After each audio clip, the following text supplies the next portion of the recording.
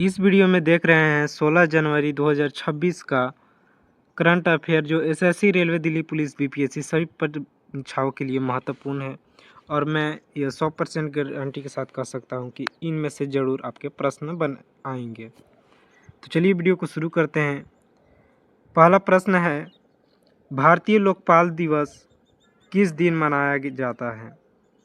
तो इसका सही उत्तर है ऑप्शन ए, 16 जनवरी को भारतीय लोकपाल दिवस मनाया जाता है। इसमें कुछ पॉइंट हैं।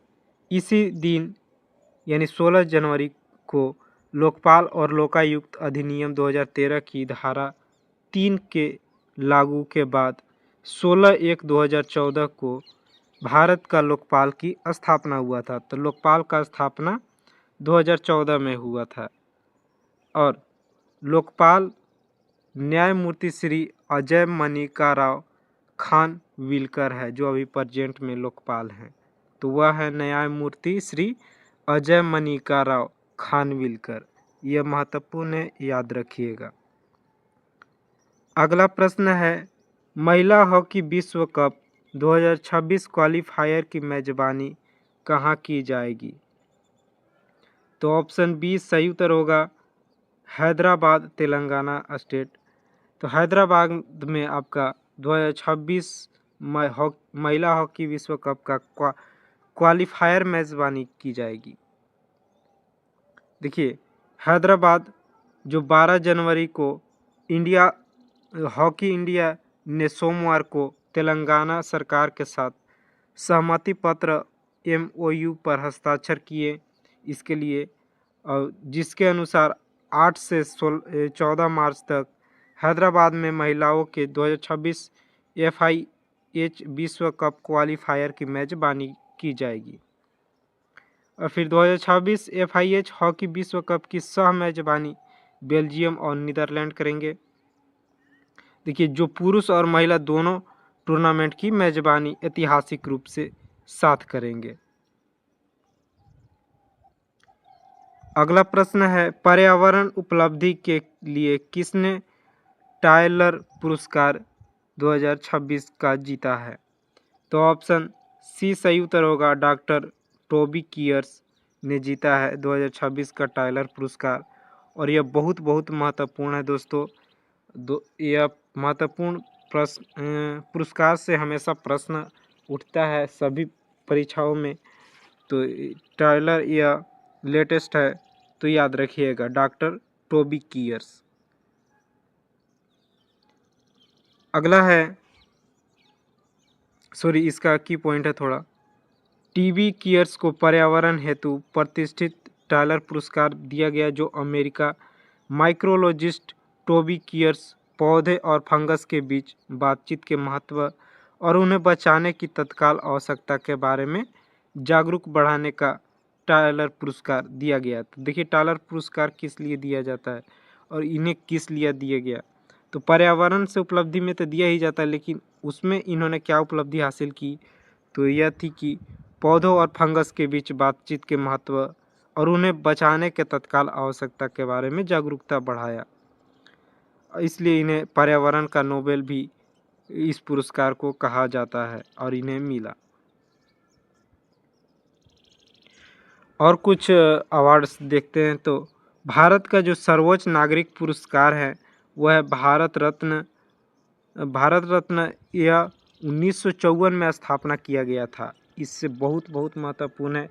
यहाँ से प्रश्न बनता है कि भारत रत्न का स्थापना कब हुआ?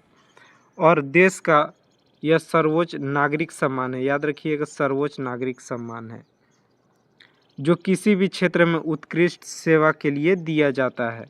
यानी कोई भी क्षेत्र में आप अगर अच्छे उत्कृष्ट सेवा करते हैं, काम करते हैं, उस आधार पर आपको भारत रत्न के लिए अवार्ड दिया जाता है।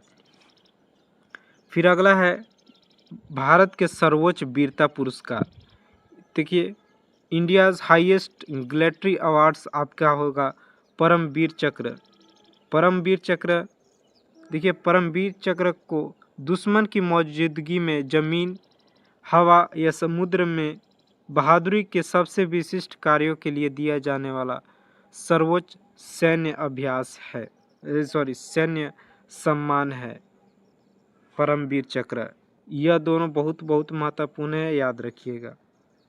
फिर एक और है अशोक चक्र। अशोक चक्र बहुत चर्चा में रहता है, याद रखिएगा, यह भी महत्वपूर्ण है। तो अशोक चक्र यह शांति काल यानी पीस टाइम के दौरान युद्ध के मैदान से दूर वीरता, साहसी कार्य या बलिदान के लिए दिया जाने वाला सर्वोच्च सैन्य अभ्यास है। जो हमारे देश के सैनिक मैदान से दूर वीरता, साहसी कार्य और बलिदान देते हैं, उन्हें सर्वोच्च सैन्य अभ्यास अशोक चक्र से नवाजा जाता है। फिर एक नोबेल प्राइज़ जो आपने सुना होगा, यह अंतर्राष्ट्रीय स्तर पर है, इसके बारे में जान लेते हैं। देखिए, एक अंतर्राष्ट्रीय पुरस्कार जो भौतिकी, रसायन विज्ञान, चिकित्सा, साहित्य, शांति और अर्थशास्त्र जैसे क्षेत्रों में उत्कृष्ट योगदान के लिए दिया जाता है। इसे वैश्विक स्तर पर एक प्रतिष्ठित सम्मान माना जाता है, नोबेल प्राइज। अगला है, हाल ही में कलकत्ता हाई कोर्ट के चीफ जस्टिस कौन बने हैं? यह महत्वपूर्ण है क्योंकि लेटेस्ट है। तो ऑप्शन बी, जस्टिस सुजॉय पाल को आपका कोलकाता हाई कोर्ट के चीफ जस्टिस बनाया गया है। देखिए, एक कोलकाता हो गया और दूसरा झारखंड। झारखंड में भी फिर एकदम न्यू लेटेस्ट नया बने हैं, तो इनका जानना जरूरी है क्योंकि प्रश्न इधर नए लेटेस्ट करंट अफेयर से ही बनेगा। तो देखिए, झारखंड उच्च न्यायालय के मुख्य न्यायाधीश न्यायमूर्ति महेश चंद्र सोनक हैं, जिन्हें हाल ही में शपथ ली है। वे बॉम्बे हाई कोर्ट से स्थानांतरित, यानी वहाँ से झारखंड हाई कोर्ट में उनका तबादला हुआ है। और उन्होंने कार्यवाहक मुख्य न्यायाधीश जस्टिस तरलोक सिंह चौहान का स्थान लिया है झारखंड में, जो 2026 को सेवानिवृत्त होंगे। भारत के सुप्रीम कोर्ट के वर्तमान जो मुख्य न्यायाधीश हैं यानी CJI, यह बहुत महत्वपूर्ण है। इससे आप 100% लिख कर ले सकते हैं कि यह प्रश्न आएगा ही आएगा। तो भारत के सुप्रीम कोर्ट के वर्तमान जो न्यायाधीश CJI हैं, वो आपके न्यायमूर्ति जस्टिस सूर्यकांत जी हैं, और यह बहुत महत्वपूर्ण है, याद रखिएगा। अगला पॉइंट है, जिन्होंने 24 नवंबर 2025 को देश के 53वें न्यायाधीश के रूप में शपथ लिया है। तो जो यह सूर्यकांत मूर्ति जी हैं, यह 53वें मुख्य न्यायाधीश हैं अपने देश सुप्रीम कोर्ट, भारत देश के सुप्रीम कोर्ट के। और इन्होंने न्यायमूर्ति BR गवई का स्थान लिया है, जो 52वें न्यायमूर्ति थे। और इनका कार्यकाल जो सूर्यकांत दास का है, इनका कार्यकाल 9 फरवरी 2027 तक, यानी 65 वर्ष की वायु पूरी होने तक इनका कार्यकाल है। अगला प्रश्न है, भारत ने किस देश को पैक्स सिलिका में शामिल होने के लिए आमंत्रित किया है? तो अमेरिका ने ऑप्शन है, भारत देश को अमेरिका देश ने पैक्स सिलिका में शामिल होने के लिए आमंत्रित किया है। इसके बारे में जानते हैं, पैक्स सिलिका क्या है। देखिए, पैक्स सिलिका यह अमेरिका के नेतृत्व वाली एक रणनीतिक पहल है, जिससे 12 दिसंबर 2025 को लॉन्च किया गया था। इसका मुख्य उद्देश्य आर्टिफिशियल इंटेलिजेंस यानी AI और तकनीकी आपूर्ति श्रृंखला जैसे टेक सप्लाई चेन में को सुरक्षित करना है। अब पैक्स सिलिका महत्वपूर्ण है, इससे प्रश्न बनेगा, AI से प्रश्न बनेगा ही बनेगा, याद रखिएगा। इसका लक्ष्य है दबावपूर्ण निर्भरता को कम करना, कृत्रिम बुद्धिमत्ता AI के लिए आवश्यक मूलभूत सामग्रियों और क्षमताओं की सुरक्षा प्रदान करना।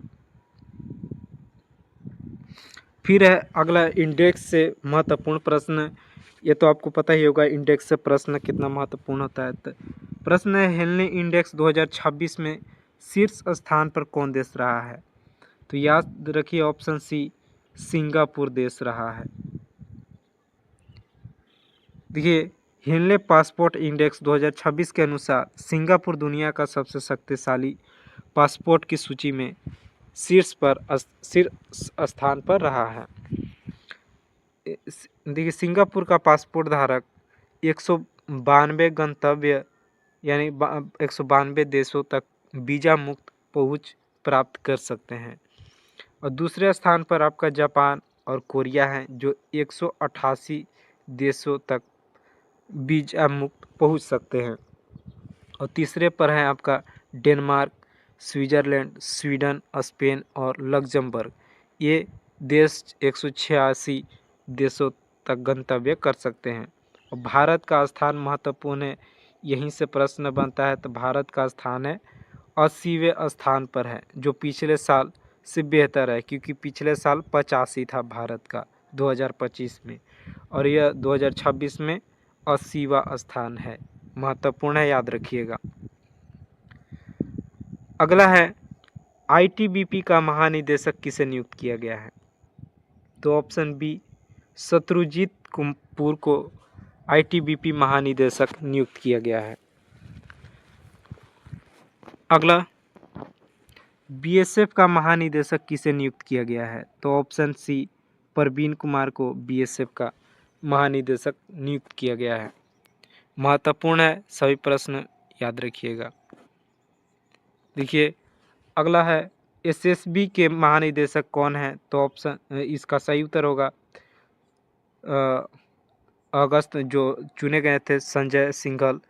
यह अगस्त 2025 में इन्हें चुना गया। केंद्र सरकार ने वरिष्ठ आईपीएस अधिकारी संजय सिंघल को यह आईपीएस अधिकारी से आपका एसएसबी के महानिदेशक बने हैं। तो सशस्त्र सीमा बल का नया महानिदेशक जिसे डीजी कहते हैं, तो डीजी के पद पर नियुक्त किया गया एसएसबी में। और इसका नियुक्ति कौन करता है? तो उन्हें केंद्र सरकार द्वारा नियुक्त किया जाता है।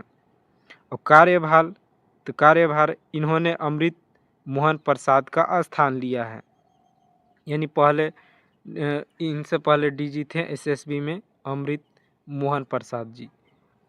और इनका पिछला पद तो अभी बताया, वह सीमा सुरक्षा बल बीएसएफ से महानिदेशक पद पर थे। एसएसबी का कार्य देखते हैं। तो एसएसबी का कार्य होता है नेपाल भूटान के साथ भारत की सीमाओं की रक्षा करना, जो कि उतना और बीएसएफ जैसा ज़्यादा हार्ड टास्क नहीं है। और भी यानी सीएपीएफ जो कांस्टेबल होते हैं उनसे इन्हें ज़्यादा यानी बाउंड्री लाइन पे देश से बॉर्डर पर तो हैं, लेकिन वैसे देश के साथ बॉर्डर नहीं शेयर करते जहाँ पे ज़्यादा रिक्सी हो। जैसे तो ये नेपाल और भूटान के साथ भारत की सीमाओं की रक्षा करते हैं। अगला है भारत जांच एजेंसी का महानिदेशक किसे नियुक्त किया गया है? तो ऑप्शन ए सही उत्तर होगा, राकेश अग्रवाल को राष्ट्रीय जांच एजेंसी महानिदेशक नियुक्त किया गया है। तो गृह मंत्रालय होम मिनिस्ट्री अफेयर्स ने हिमाचल प्रदेश कैडर के 1994 बैच के आईपीएस अधिकारी राकेश अग्रवाल को राष्ट्रीय जांच एजेंसी जिसको एनआईए कहते हैं, तो एनआईए का महानिदेशक नियुक्त किया गया है। यह बहुत महत्वपूर्ण है, क्योंकि इस बार आपका दिल्ली पुलिस में एनआईए के महानिदेशक से प्रश्न देखने को मिला, तो आगे भी यह आएगा। देखिए वह 31 अगस्त 2028 तक या अगले आदेश तक पद पर बने रहेंगे, राकेश अग्रवाल।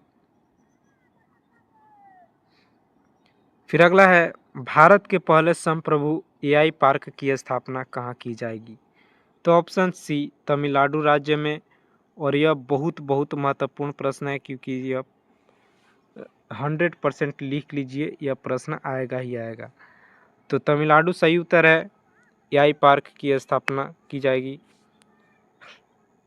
तमिलनाडु सरकार ने सर्वम एआई के साथ भारत का पहला संप्रभु आर्टिफिशियल इंटेलिजेंस पार्क स्थापित करने के लिए 10,000, याद रखिए 10,000 करोड़ का निवेश के साथ एक महत्वपूर्ण समझौता किया है।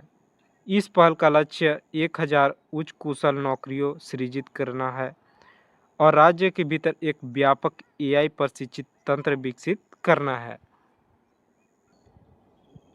फिर अगला पॉइंट है, स्टैनफोर्ड विश्वविद्यालय के 2025 ग्लोबल एआई वाइब्रेंसी टूल के अनुसार भारत एआई प्रतिस्पर्धा वैश्विक स्तर पर तीसरा स्थान पर है। यह पहले भी मैंने कभी करंट अफेयर में बताया होगा कि अभी फ़िलहाल भारत 25-26 का भी जारी नहीं हुआ है, तो यानी 25-26 सेम ही मान लेंगे। भारत तीसरे स्थान पर है, जो अमेरिका पहला और चीन दूसरा, इन दोनों से केवल पीछे है। और ये किनके अकॉर्डिंग, तो स्टैनफोर्ड विश्वविद्यालय। वीडियो यहीं समाप्त होता है कि टोटल बहुत ही महत्वपूर्ण प्रश्न थे जितने भी थे, और इसे रिवीजन ज़रूर करिएगा। अच्छा लगा हो तो चैनल सब्सक्राइब कीजिए। मैं डेली ऐसे ही करंट अफेयर लाता रहूँगा। धन्यवाद।